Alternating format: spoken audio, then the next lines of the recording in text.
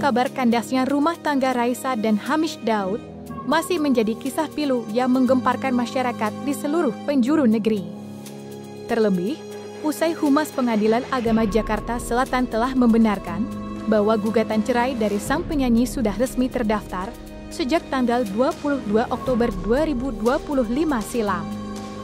Jadwal agenda sidang perdana perceraian mereka pun telah resmi ditentukan akan jatuh pada tanggal 3 November 2025 mendatang. Meski belum ada pernyataan apa-apa dari kedua belah pihak, kabar perceraian ini telah memberikan efek cukup besar bagi keluarga yang disebutkan masih terkejut dengan keputusan Raisa, khususnya bagi sang kakak. Pasalnya, pria bernama Rinaldi Nur Pratama itu sampai membagikan pesan-pesan menyentuh melalui sosial media. Di dunia yang terus berputar tanpa jeda, kebijaksanaan bukan tentang siapa yang paling cepat bicara, tetapi siapa yang paling berani mendengar. Sontak saja, unggahan itu berhasil memancing reaksi positif dari berbagai lapisan masyarakat. Mulai dari emoji hati, hingga kalimat-kalimat penyemangat yang tidak hanya datang dari sahabat selebritis, tetapi juga dari penggemar setia dari Raisa. Isinya pun senada, yakni mereka berdoa agar sepasang suami istri itu diberikan yang terbaik. Doa terbaik buat Kak Aldi dan keluarga, tulis Tia Aristia. Kemudian disusul oleh salah satu warganet. Semoga masih berjodoh, masih bisa perbaiki rumah tangga kalian. Nama yang tadi saudara sebut itu, saya tidak sebut namanya, memang itu sudah ada. Ada masuk daftarnya itu tanggal 22 kemarin ya. 22 bulan Oktober 2025. Itu perkaranya sudah didaftar, ada di register kami. Kemudian sidang pertama nanti itu tanggal 3 November. Tanggal 3 November 2025. Ini gugatannya cerai talak, gugat cerai atau talak cerai Pak? Gugat cerai. Oh berarti pihak perempuan yang mengajukan Pak ya? Iya, betul. Untuk era sekarang, pengadilan itu pendaftaran semua melalui online, namanya e-court, electronic court pengadilan, ya, diajukan oleh kuasa hukum. Kuasa hukum yang mengajukan. Kuasa hukum yang mengajukan. Ya. Nah jadi ketika setelah mendaftar, para pihak ini akan dipanggil, ditetapkan majelisnya siapa oleh ketua. Kemudian majelis itu ketuanya akan membuat penetapan hari sidang atau KS. Nah, kemudian keduanya akan dipanggil. Jika kedua pihak hadir, tahapan pertama adalah perdamaian atau mediasi. Nah, itu diatur oleh Perma nomor 1 tahun 2016, mediasi dulu. Kalau seandainya hanya salah satu pihak yang datang, maka untuk kedua kalinya pihak yang tidak datang akan dipanggil.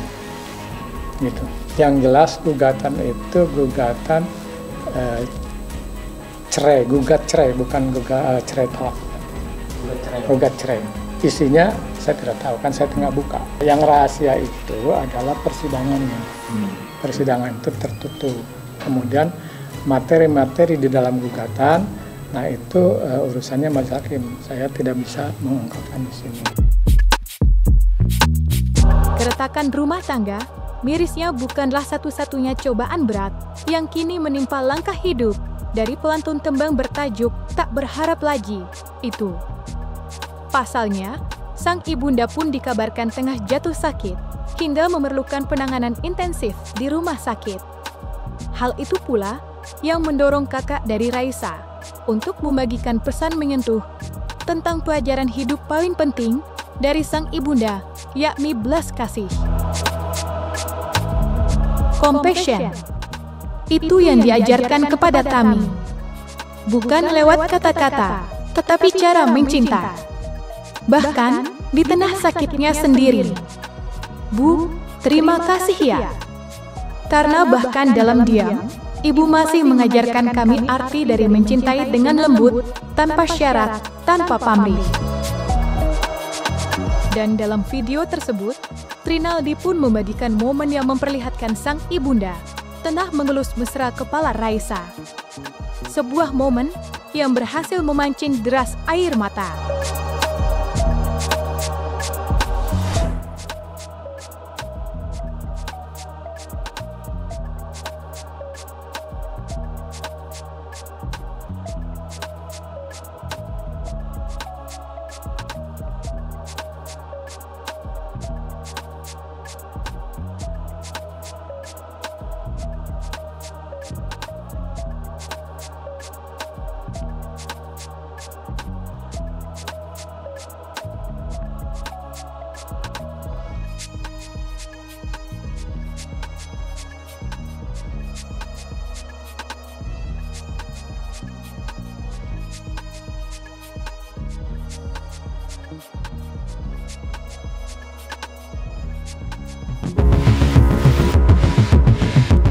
Apa yang terjadi saat ini memang begitu disesalkan. Usai 8 tahun mengarungi rumah tangga bersama, keduanya justru memilih untuk mengakhiri cerita cinta yang sejatinya jauh dari kabar miring dan suara sumbang. Namun apa mau dikata, entah karena kesibukan atau perbedaan sikap yang begitu terasa, gugatan cerai Raisa sudah resmi terdaftar di Pengadilan Negeri Jakarta Selatan. Memang, sejak menikah pun, keduanya sudah sering disorot karena perbedaan yang cukup kontras, khususnya dari sikap. Seperti diketahui, Raisa mengaku sebagai pribadi bersikap introvert yang sulit untuk membuka cerita. Nah, kalau aku sih karena aku punya anxiety, jadi memang misalkan aku nyamperin orang dibanding orang nyamperin aku tuh pasti lebih baik untuk anxiety aku gitu. Cuma kan sekarang karena udah lama mungkin ya, jadinya aku udah bisa manage itu lebih baik gitu. Ya aku kan introvert banget ya, mungkin sekarang udah jauh lebih bisa membuka diri karena pengalaman juga sih Mbak kali ya. Kan pengalaman juga udah lumayan, belum lama-lama banget tapi ya udah 13 tahun ada di industri, kayaknya lumayan sudah tertempa gitu ya, mental dan fisiknya, jadinya aku udah bisa lebih santai aja ngadepin. Kak, tapi kalau dulu sudah kira sombong, sekarang gimana sih cara manage-nya gitu untuk bisa ngatasin permasalahan mental itu? Aku ngerasa nggak perlu diapa-apain ya, karena juga kalau orangnya udah tahu, udah pernah ketemu dan kenal sendiri, pasti kan bakal tahu sendiri kan. Jadi kalau di Islam sih bilangnya jadi orang baik aja, tapi nggak usah capek-capek pengen ngebuktiin gitu. Kayak buktiin aja dengan dengan kayak perlakuan kita gitu. Selain itu, keduanya juga terpaut perbedaan usia cukup jauh, yakni 10 tahun. Sehingga perbedaan kultur seni yang mereka gemari tentunya terasa begitu kontras. Walau sebenarnya, hal itu sudah mereka coba untuk atasi dengan mencari titik tengah dalam apapun masalah yang ditemui. Mengingat itulah arti pernikahan, kompromi dan saling mengerti satu sama lain. Ya, kita beda 10 tahun. Okay. Jadi setengah jokes saya dia nggak ngerti. Nggak ngerti ya, that's jokes ya.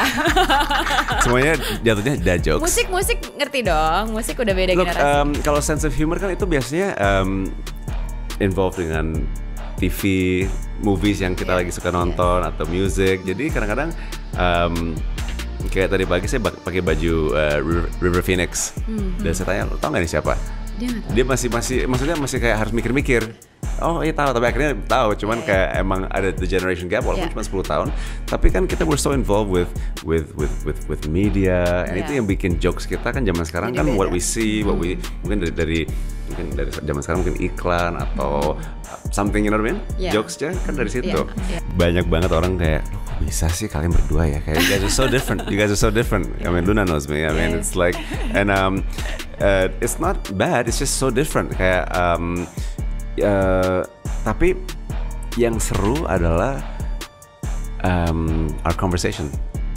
You know, apa yang dia lihat dengan apa yang saya lihat beda. Persepsinya beda. Kalau bahasa Inggris semiotics. Semiotics studies itu kayak sudut pandangnya beda banget. Padahal kita lihat hal yang sama loh, but it's just persepsinya beda. Jadi kita bisa ngomongin mungkin botol bisa berjam-jam karena dia interpretasinya beda. You know what I mean? So itu juga penting ya. Communication is important, you know, like. Tapi nggak jadi berantem kan? Tapi justru lebih mengenal satu sama lain. Pasti ada konfliknya juga lah. Pasti ada konfliknya dan kita appreciate kayak persepsi dan view, you know, masing-masing. But it's sort of it's selalu end up ketemu di titik tengah daripada kita argue nggak setuju, kita selalu coba ketemu di tengah.